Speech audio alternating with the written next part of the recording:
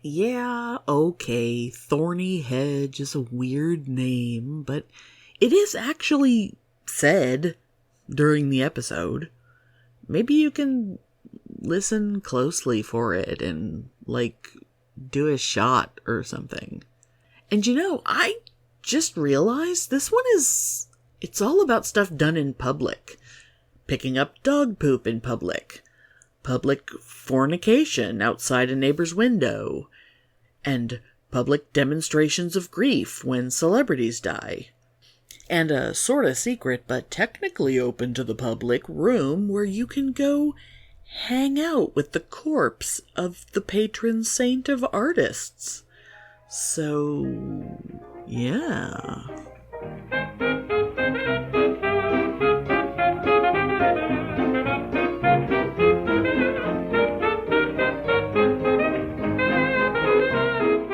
Welcome to Pitney and Amelia's Bitchin' Boutique! We may be awful, But we're right! So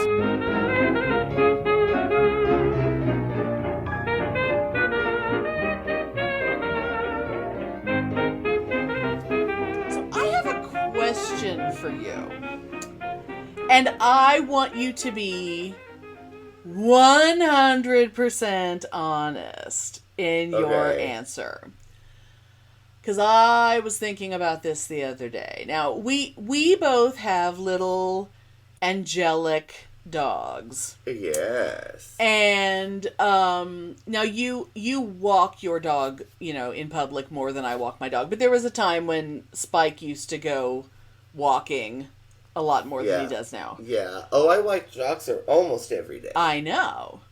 So you have much more experience with what I'm about to ask than so when we walk our dogs in public and they have a little poop, what I am asking about is the picking up of the poop. Okay. Would you say you pick up Joxer's poop 100% of the time when you are out in public? Oh, absolutely 100%. Really? Oh, yeah, absolutely. And just follow up. I always have, when I go, I always have 2 poop bags with me. Okay. I've only had to use 2 maybe once or twice. Like, just in case there's a second poop somewhere? Yeah, and then sometimes, because, sometimes he just, poops for purpose. Oh, we're out, so I may as well poop. And then there's it'll be, minuscule. Right. In which case, if he goes again, I can use the same bag and just sort of, Right. Okay. Now, I do want to ask, always. though, so in those times, do you, put the poopy bag, in your pocket and bring it home? I just carry it with me. I twist it over my finger. Right. And then I carry it with me in the same hand as the leash in case I need to use it again. Okay. And then when you get home, does the poopy bag go in the trash, or do you dump it in your own yard? Oh, I put it in the trash. Okay. Do you ever, just out of curiosity, do you clean up poop out of your own yard? Because when I was a kid, and I had a basset hound who had giant landmine poops, that was a job of mine as a child to go out with a shovel and pick up my dog's poops, because our backyard didn't have a large grassy area, so his poop would fill up the grassy area pretty quickly if we didn't pick it up and throw it away. Oh, God, I remember Lindbergh, Oh, Lindbergh's poops were as big as his head. Yeah. Oh, my God. Oh, no, I pick up every day. Okay. Well, for 2 reasons. One, your mother. I live with my mom. Yes. Well, 3 reasons, actually. 1, I live with my mom. 2, I only smoke in the backyard. Right. And I pick up the poop, and then I empty the ashtray in the dog poop bag, and then throw it away every morning. Oh, okay. And 3 is we have gardeners that come every Wednesday. Okay. And I need to make sure that everything is cleared out for the gardeners, because if I even miss, like, if I don't get up early enough for them, they'll step in it and it'll, like, be traipsed through the patio from their shoes, and they have to hose the patio down. And oh, God. I'm not a fan of that. So, yeah, okay. I'm diligent about poop. Okay. Well, I guess... Which is rare. Okay. I'm a rare dog owner. Yeah. Well, this is why I'm asking. And I guess some of it just has to do with just the nature of Spike's poop. And he is a teeny dog who makes teeny poops. Yeah. I mean, the biggest single poop he's ever made in his life is the size of my index finger. Oh, really? I was going to say pinky, but... A pinky is a normal poop. Okay. A pinky would be a normal poop. Oh my God, I've been holding it all day, and I'm straining to push it out, is my index finger. Okay. And so, there have been many times... So I never have to clean up the poop in my backyard, because I rarely see it. Yeah. And it also dries pretty quickly. That's so funny. I was just going to say that. That's so weird that you said that. It was on my mind. I was just going to say, it dries really fast, especially when it's that small. Yeah.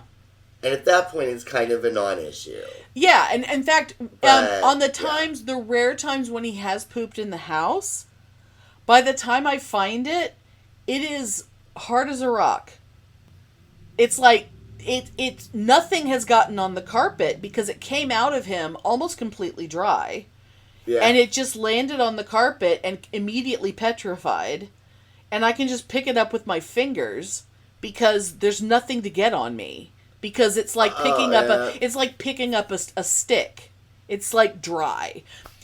And the other thing that has to do... I was just having a memory of, where I lived before in San Antonio with all those dogs. All those dogs. Running wild on that big piece of land, yeah. And they were all little, and they all all except for the German Shepherd, who's probably had landmine poop.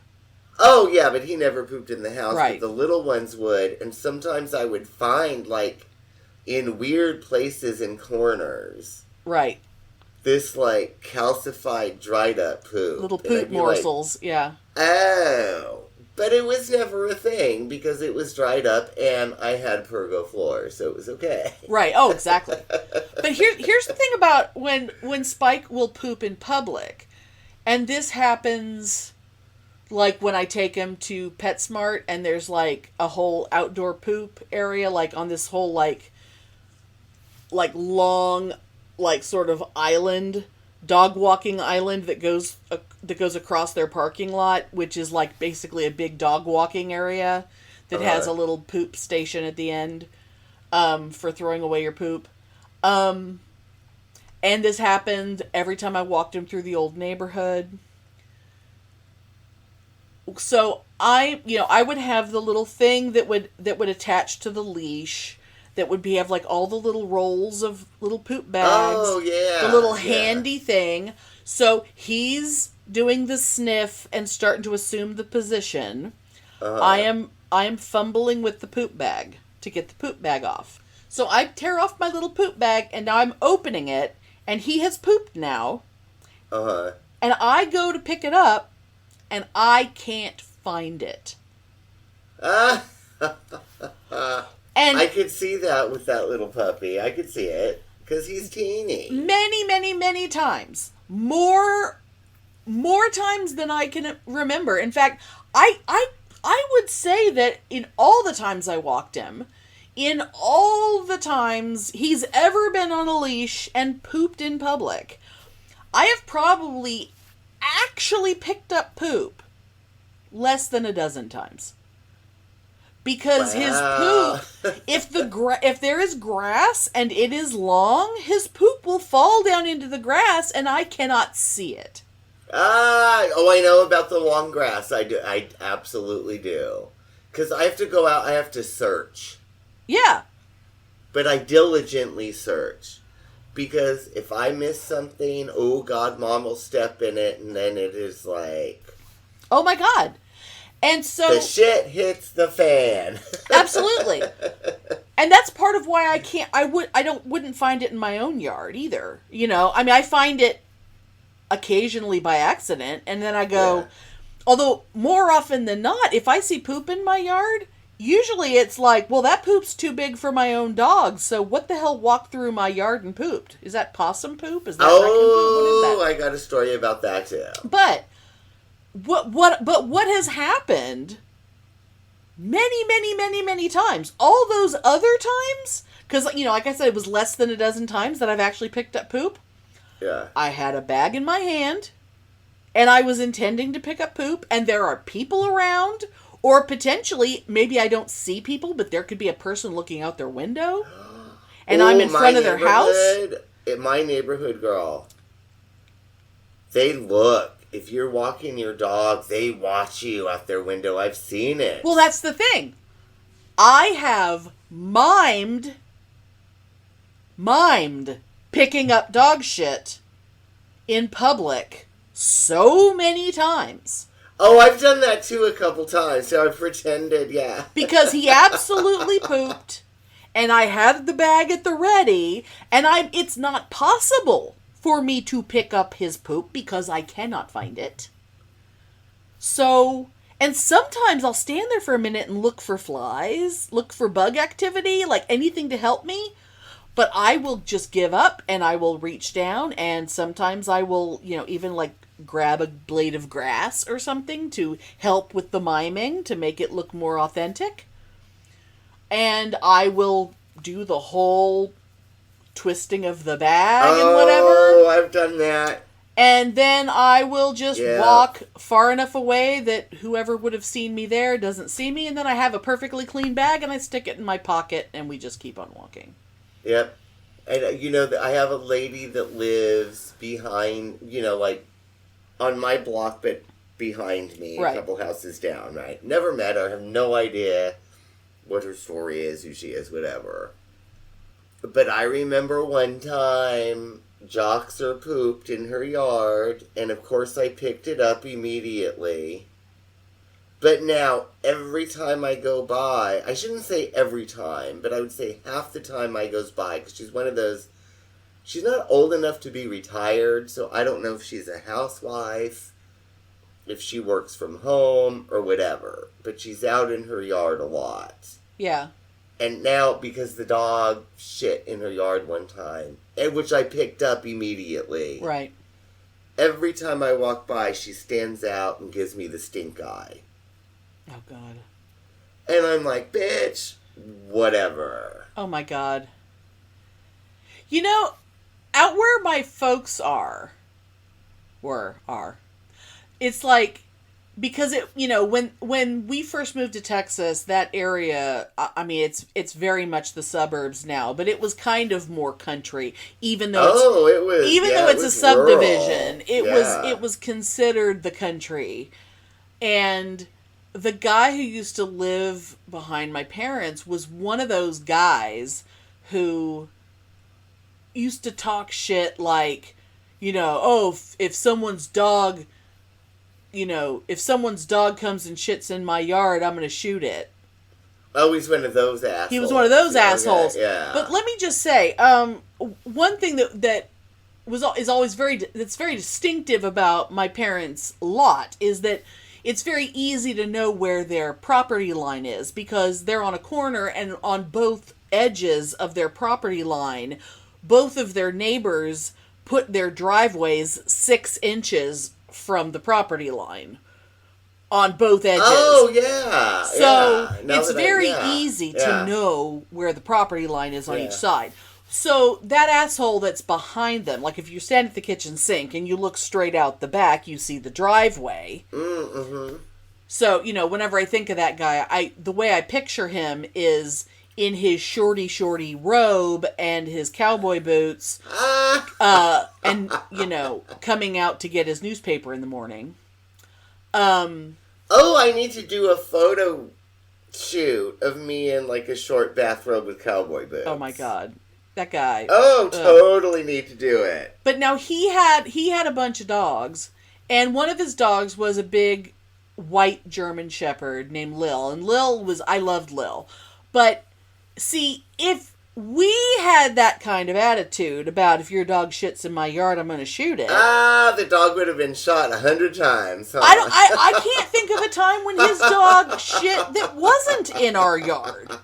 Now, granted, she didn't come far into our yard, but if she took one step off of his driveway, she was shitting in our yard.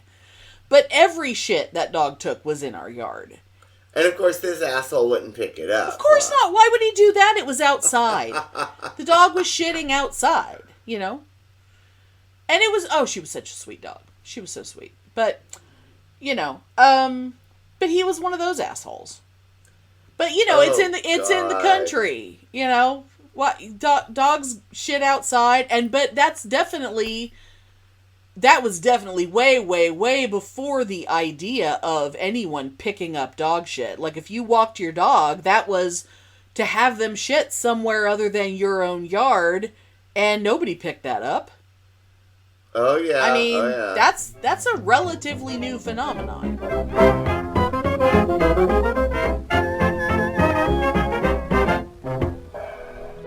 My name is Paige, and I'm the host of Reverie True Crime.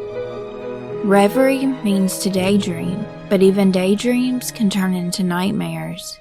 Join me as I tell you about horrific reveries on the Reverie True Crime Podcast, wherever you stream your favorite podcasts. Speaking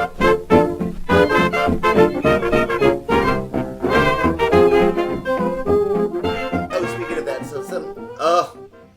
I live on a corner. Mm-hmm. In the very suburban neighborhood. But my yard is big. For here.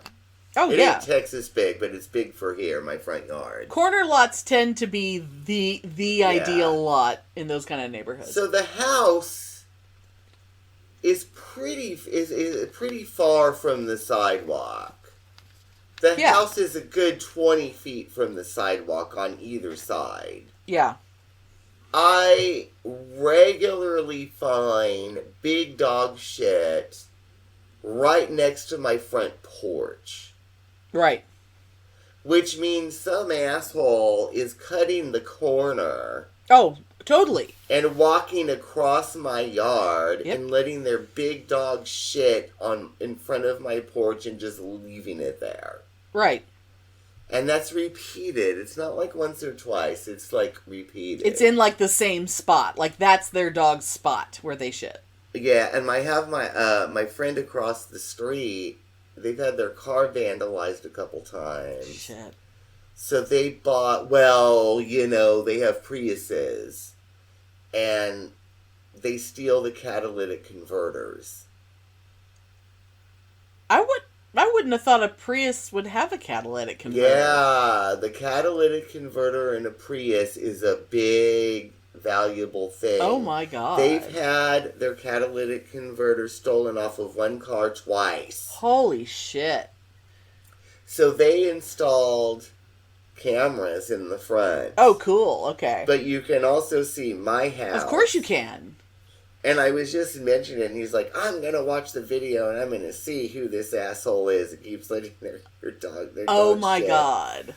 And I'm like, yeah, I so don't want to get involved with the feud. I hope they get on the Nextdoor app, and I hope they start posting screen captures. I hope they do. Maybe, but I don't want to be involved with it. It's not that important so excited. to me. I don't want to be involved with it. I do. I want to be involved. Curious to know. I love neighborhood drama.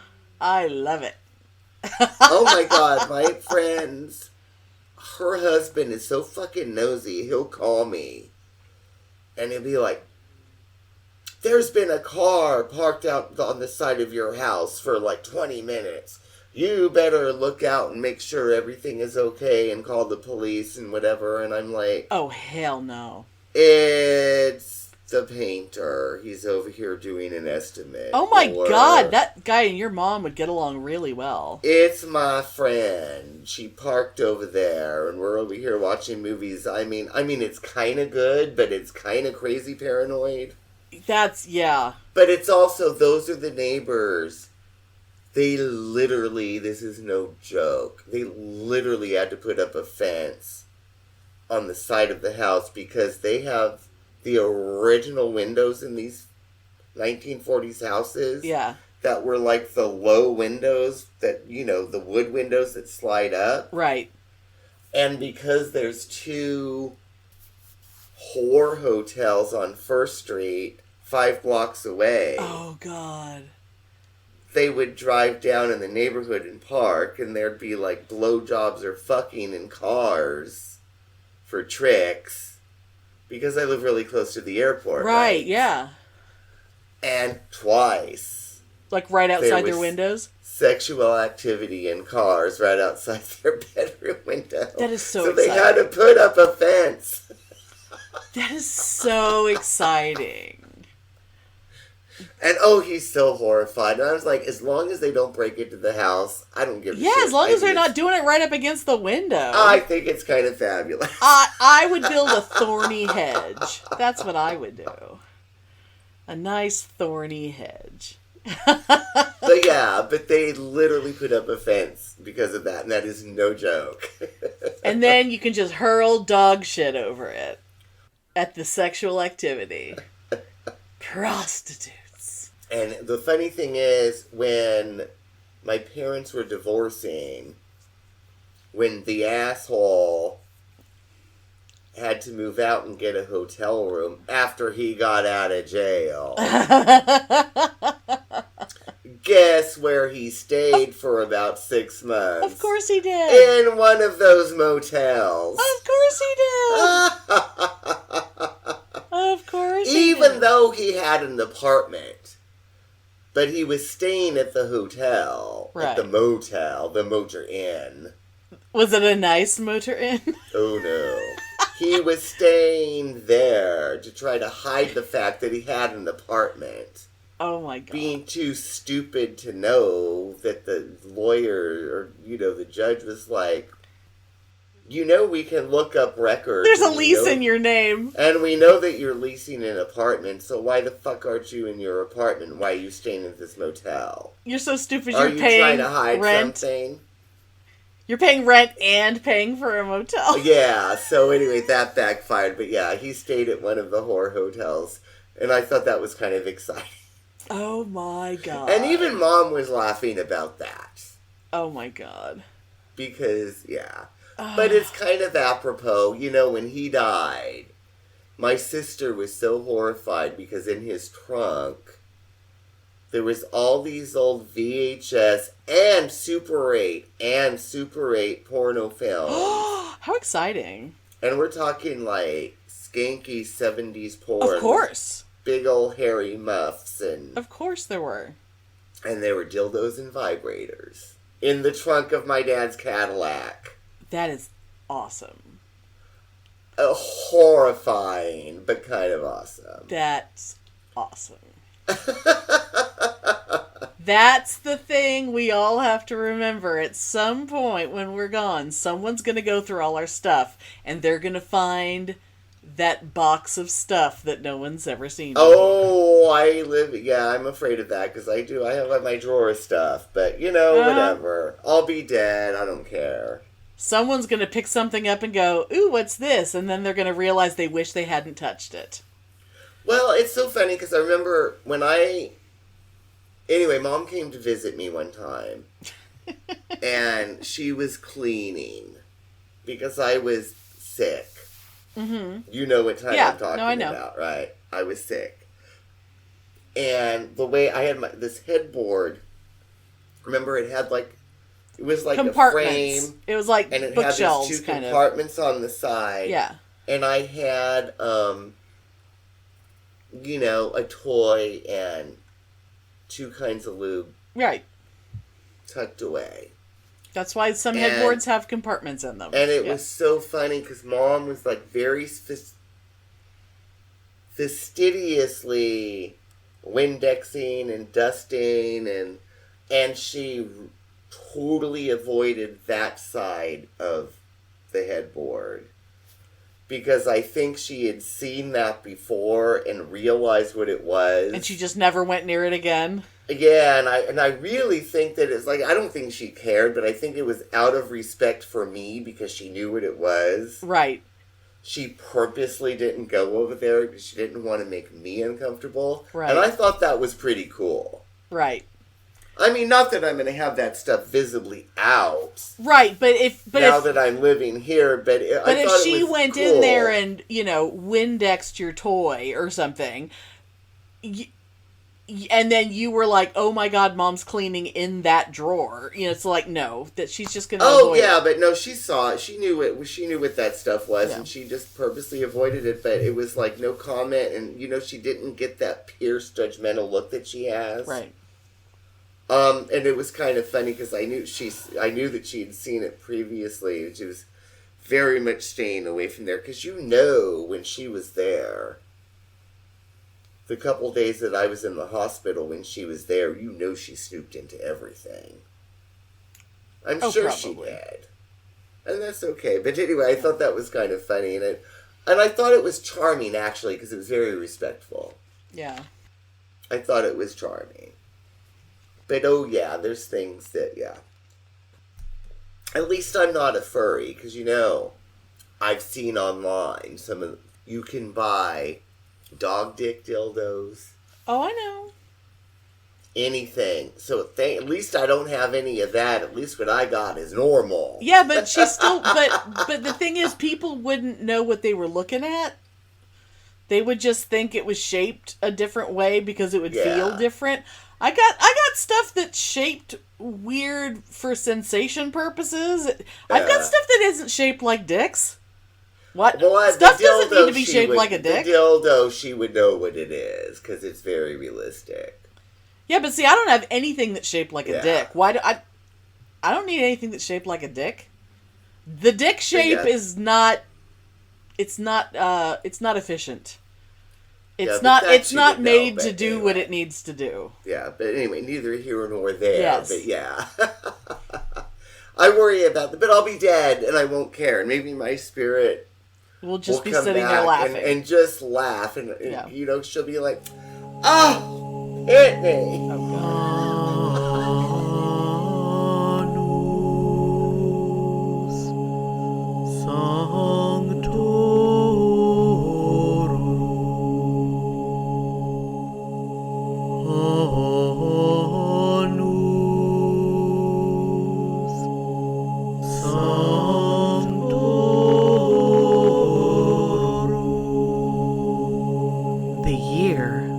The saints.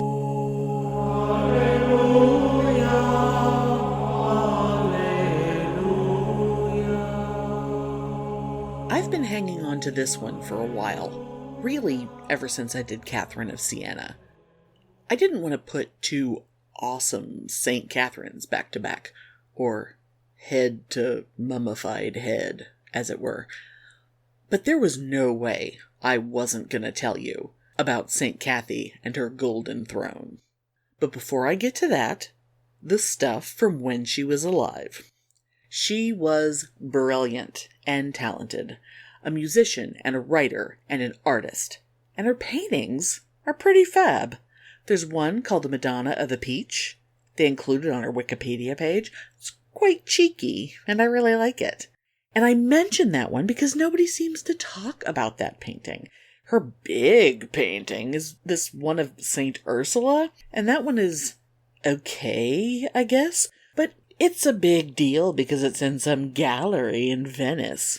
Anyway, she was your basic rich girl who was well educated and stuff, who gave her life to the church and wrote amazing things, and she was very pious and obedient, and everyone loved her. But unfortunately, she got sick, and she died at age 49.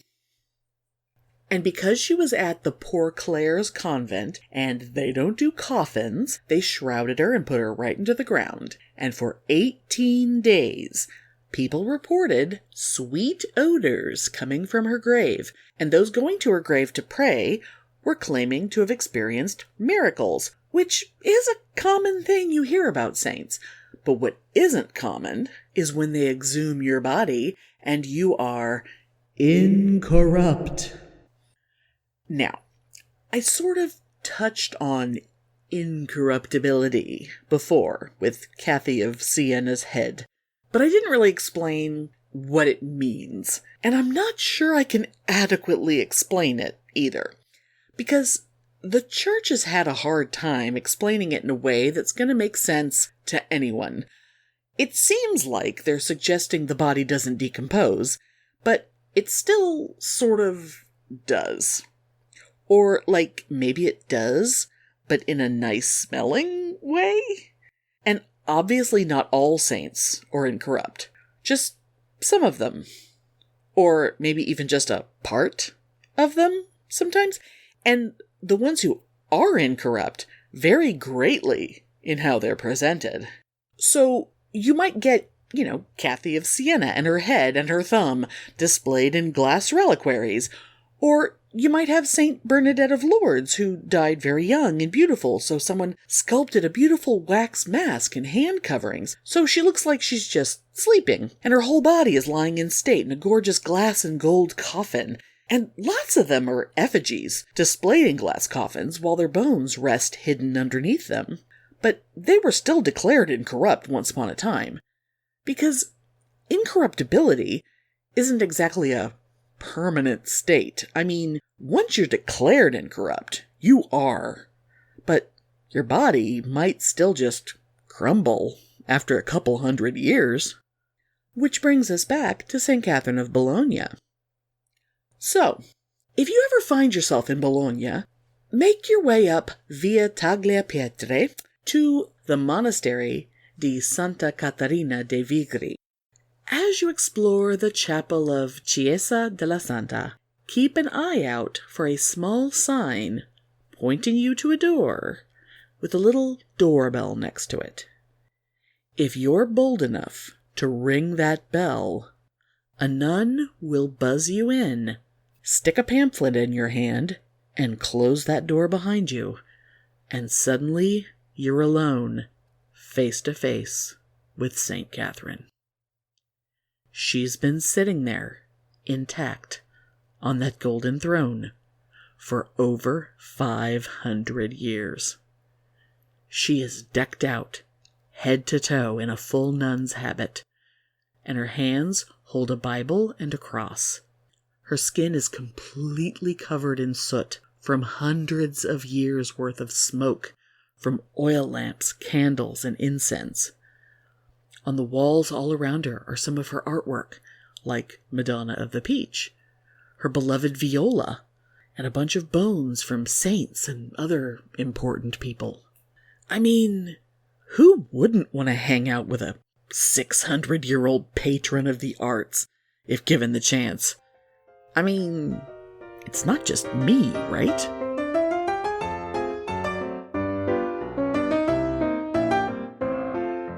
Speaking of dead, recent celebrity deaths have got me thinking about something else. Unfortunately, the Leslie Jordan, which makes me so incredibly sad, but was not... Oh. Leslie Jordan was not the one that inspired this, but we should mention him for a second. Brother boy, fabulous. Oh my God. I loved him. He was fabulous in everything, and I loved him, and I admired him because he was an out Nelly fucking queen when it was not safe to be so, and he didn't give a shit. Oh my God. I love that. I love that. He's a perfect example of being, the kind of guy who couldn't butch it up if he wanted to, and he was who he was, and he lived his life exactly the way. I gotta say, he was Nelly as fuck, which I love, right? Yeah. But I saw a picture of him after, that was posted after his death, back in the 70s. And he was there, and like probably not on the Castro, but So, somewhere fun. with his, in some like, denim shorts with his shirt off and like really hairy and buff. And I was like, fuck, he was hot when he was like in his, late 20s and 30s. Sure. He was still like 5 feet tall and everything. Yeah, but he had like this so hot, cute. buff body and really hairy. And I was like, fuck, you never thought like this nully old queen was like hot at some point. Oh, yeah. Right? But I mean, that's a horrible thing to say. But he was cute as hell, so I mean, Yeah. I mean, I was hot at some point. I mean, we were all in our 20s once. Before I was bald and had my beer belly, we were all 25 once. Some of us longer ago than others. But man, I digress. Yeah. But yeah, that picture, I was like, ooh, Leslie. But he would have been fun to marry and grow old with. Oh my God. Yeah.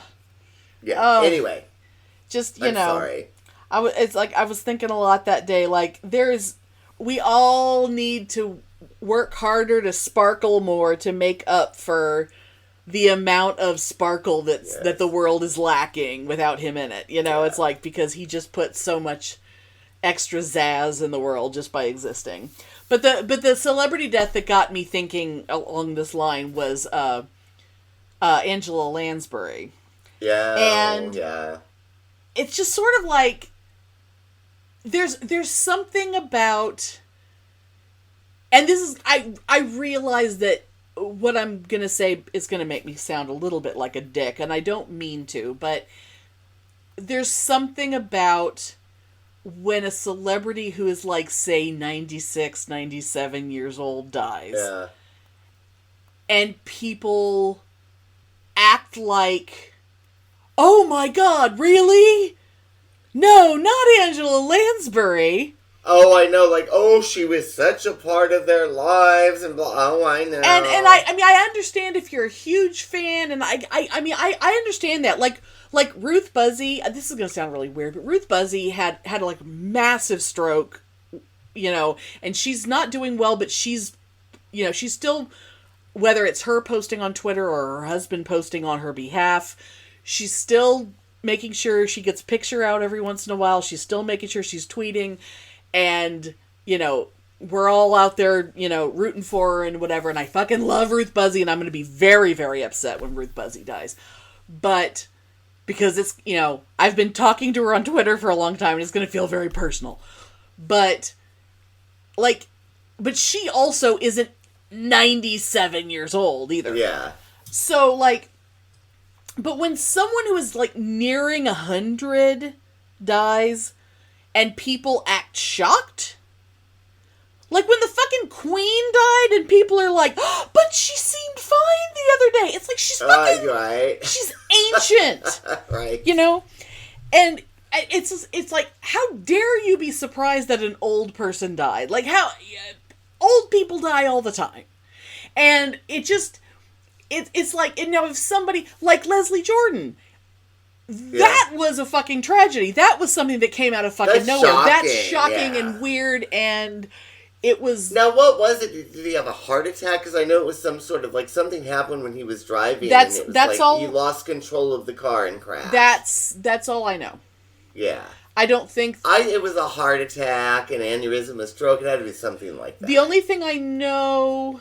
Within, the previous couple days, I think he made an appointment with a cardiologist or something. But, nobody really knows, there's not a lot of information there.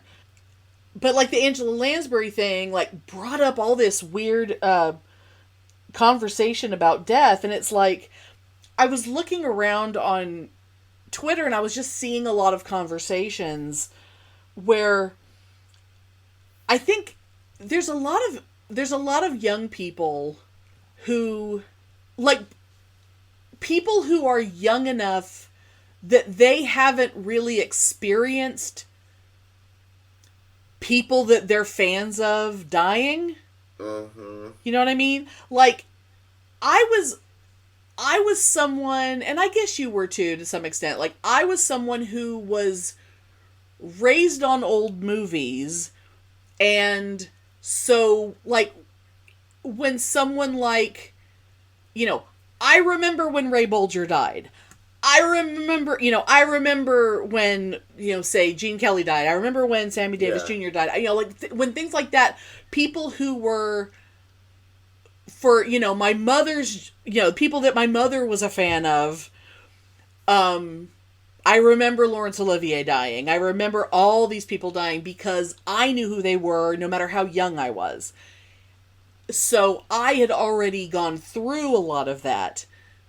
But, like, now, we're at the age where, oh shit, like, the musicians we like are dying. I know, we're just waiting for them to die.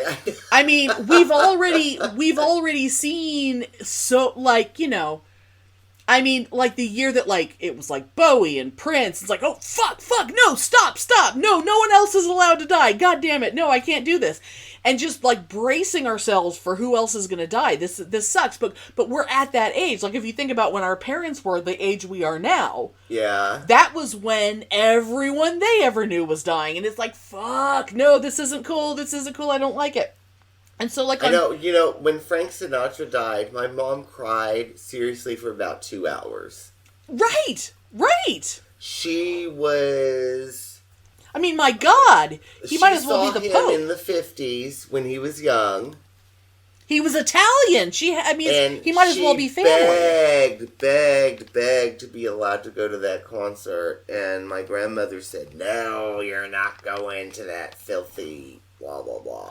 But he was Italian. But she begged and she was allowed to go, and that is like my mom's happiest memory. And she has videos, records, CDs, books. Right.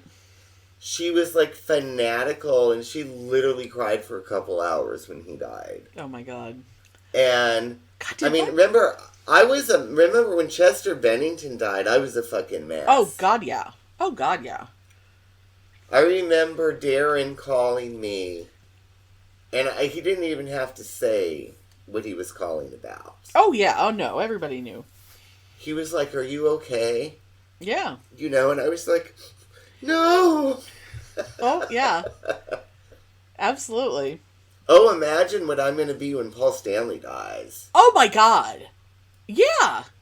I mean, it's like, yeah. But I think the internet has brought a lot of, like, false pain to celebrity death. Oh, yeah. There's a lot of people jumping on the bandwagon of pretending to be fans of people. Honor so-and-so, blah, blah, blah, blah, blah. And I'm like, bitch, you were 30 years old. You don't even know who the fuck he is. You heard one song and shut the fuck up. Yeah. Right? Yeah. But what's really, really weird about, like, the people who are really young, like, there are people that are, they were thinking about, oh my God, did you know that, 1990 was a terrible year. A lot of people died that year. It's like a lot of people die every year, but like young people are just now figuring that out, I guess. Yeah. Like, they're just starting to notice that, like, every year award shows do the in memoriam roles, and it's like, no, that happens every year. Every year they can do that because every year we lose a shit ton of people. Yeah. And they don't realize that, like, 50 years from now, somebody's going to go, oh man, Selena Gomez died. And a bunch of people are going to be really sad. Oh God, is anyone going to care? People are going to care. There are people right now. That's horrible of me. She's huge, and people are huge fans of hers. She's very big, and 50 years from now, people are going to be crying their eyes out because Selena Gomez died. But, like, I looked up, I just picked a year at random, like 1986, and I'm like, it's like in 1986. I'm just going down a list and I'm just picking a few names off of it. Desi Arnaz, James Cagney, Scatman Crothers, Benny Goodman, Cary Grant. I'm just looking for faces I recognize. Donna Reed, Forrest Tucker. I mean, I'm not even very far down the list. Rudy Valley, Keenan Wynn. I mean, like, Kate Smith, for God's sake. And it's like... I mean, most of people of who I know, but I have no emotion about it whatsoever. But, like, these were people, like... It's like, this would have been, like... You know, most of them were not people that I would have been really emotional about, but, like, it would have been, like, a big deal. Like, Cary Grant dying, like, in my house, Cary Grant dying would have been like, oh my God, that's so sad. I can see people of that generation crying because it was, like, a big thing. Yeah. Yeah. And, like, you know, but it's the kind of thing where every single year there's a lot of that, but then, you know, but like, the years where you have, it's like, you know, the fact that there's so many young people that don't, you know, they get, I think part of it now is like, you know, back then we'd find out about it on the news because there was no other way to find out about it. Like, I remember the day that Jim Henson died was also the day that Sammy Davis Jr. died. Like, I remember that. Oh, wow. Okay. Because I was fucking inconsolable over Jim Henson. Mm-hmm. And then Sammy Davis Jr. was someone that I would have had some reaction to, but unfortunately, he died on the same day as Jim Henson, and nothing was gonna, you know, there's certain deaths that have knocked me to the floor, and Jim Henson was one of those. Because he was also way too goddamn young. But, like, now, you know, someone will trend on Twitter, and every time somebody old trends on Twitter, it's like you automatically assume that they died, and then you click on them, and you find out they're fine. Every time fucking Jimmy Carter trends on Twitter again, it's like, please God, no. Okay, he's fine. And it's like, Dick Van Dyke. No, please God, not Dick Van Dyke. No, he's fine. But, you know, every time. And the other day it was Billy D. Williams, and a friend of mine was like, God, I thought I was going to have a heart attack. Like, no, I couldn't really? Take it, not today.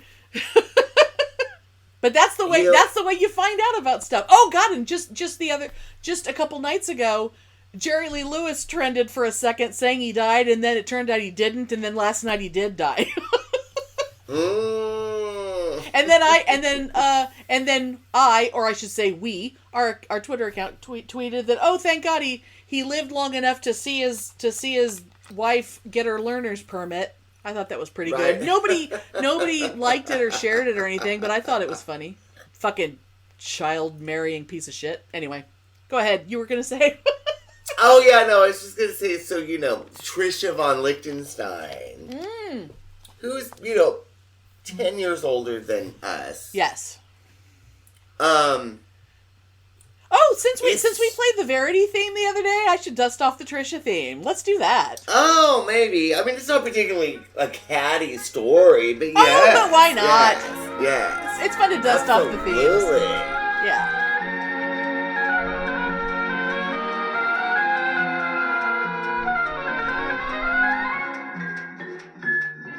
Adventures in Psychosis with Trisha von Lichtenstein.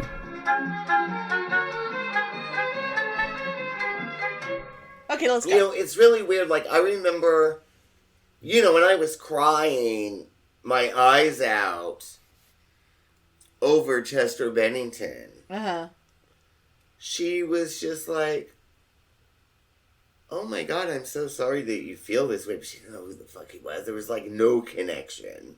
Well, yeah. I mean, I didn't know him either, but... Oh, yeah. But... Well, I guess that's not the kind of music that you would just, like, seek out, right? Yeah, I only know who they are because you talk about them. I don't... Yeah. That's not stuff I listen to. But I remember... she was, like... I mean, this is kind of a big one, so this is kind of out of the scope of what I'm going to say, but she was, like, bawling her eyes out over Robin Williams. Yeah. I mean, Robin Williams, I've known who he was my whole life, but I've never had an emotional connection to him. I was like, oh, that's so sad, but I didn't give a crap. Yeah. I mean, yeah, no, I just didn't give a crap. Right. You know, oh, that's sad, okay, whatever. But she'll just be, like, crying her eyes out all the time over all these people. But it's interesting because I feel like, I mean, that's kind of real with her. because she grew up with these people or she knew these people, right, you know, in her heyday. But I feel like on the internet, people are just reacting for attention. Oh, I'm so sad that Angela Lansbury died, or all these 20-year-olds, oh, I'm so sad over Robin Williams. Like, who the fuck are you to be sad over Robin Williams, you fetus? Or yeah, like if someone's upset about Robin Williams because they really liked the genie in Aladdin. And they really don't know him in any other capacity. Give me a break. Or because they really liked Mrs. Doubtfire, or like if they only know Angela Lansbury because she was the voice of the tea kettle in Beauty and the Beast. Oh yeah, and they don't know that she was in Sweeney Todd, and they don't know that she was in Gaslight, and they don't know that she was in Bedknobs and Broomsticks, and they don't know that she had like a 70-year career. Yeah. But for Trisha, the grief was real because this was a person that she knew the work. Right. And it was a part of her life and her fandom for a long time. Right. But I feel like all this online, this endless online, oh, I'm so sad, and oh, let's play tribute, and oh, and it's just like, you don't even know who the fuck this person is. Why don't you just shut up? But the difference with online is posting something, you can do that without actually being sad.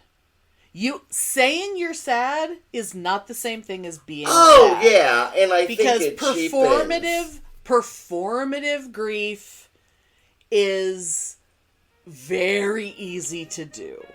I think it cheapens actual grief. And I think it cheapens the tragedy of death. I mean, death isn't tragic in and of itself. It is what it is, right? Thanks for listening. If you enjoy our show, please take a moment to rate and review us on Apple Podcasts or Stitcher. If you send us a screenshot of your review, we'll send you a Bitchin' Boutique sticker. Everyone loves stickers!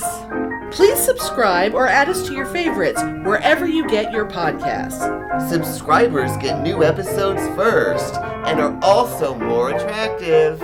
Drop us a line anytime at PitneyAndAmelia@gmail.com. We'd love to hear from you!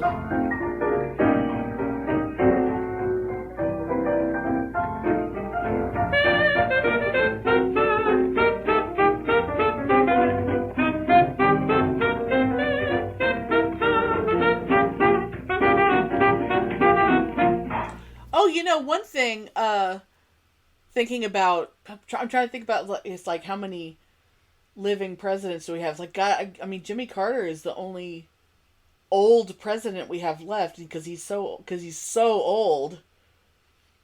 Because, I mean, it's like, after him, like, the oldest president we have is what, Clinton?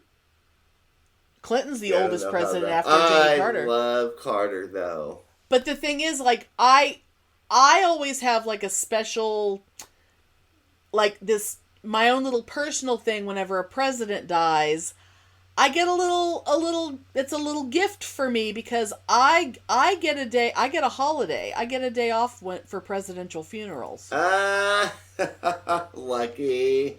I mean, it's just a day and it's just for the funeral, but it's not like I go. It's not like, but all federal employees, actually, I'm not sure if it's all of us, but federal employees get a holiday for presidential funerals. I'm not sure. Yeah, I'm not sure why if it's anyone but the president, but I found that out almost as soon as I became a federal employee because Nixon died right after that, and I was like, "Wow, Nixon died and I get a day off? Sweet." Oh, that asshole. Which is making people go, God, she's been working there a long time. Yes, I have. Yes, I have.